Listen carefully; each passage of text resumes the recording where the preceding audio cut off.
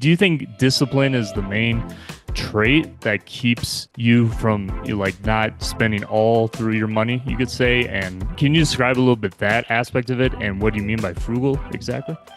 Yeah, being frugal is hard. It's very easy to spend money, especially with credit cards. You just go online, go to a store. That money it's very abstract. You don't really see or feel the money. When the bill comes, you kind of got to deal with it.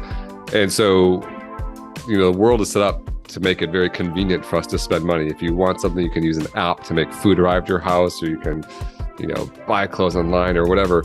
But to be frugal, you have to like be very, very purposeful. And like, it's kind of like the flow of the river is pushing downstream. You gotta kind of walk upstream a little bit and say like, okay, for example, I needed some weights for my gym. I needed like bigger dumbbells.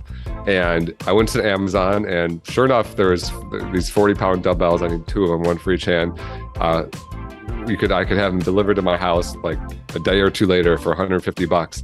I was like, that's not too bad, whatever. I could have just clicked submit. I was like, but weights, like those don't really go bad. So then I started like searching for OfferUp, and I saw a pair for 80, and then I offered the guy 70. He said, yeah, of course. And so then I saved $80 in that transaction, and I had to like go pick him up, and it like was a little bit more of a work because I had to like vet that this guy, that they were what I wanted. But that's just like one example of how it's not the easiest path to be frugal.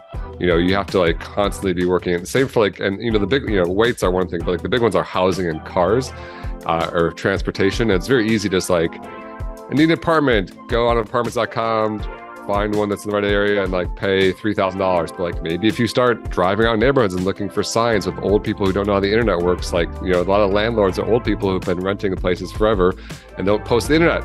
You can find deals that way, or you can like ask friends if they're moving out, if you can take over their lease, or yada, yada, yada. There's like ways you can do it where you might be able to knock hundreds or $1,000 off your rent.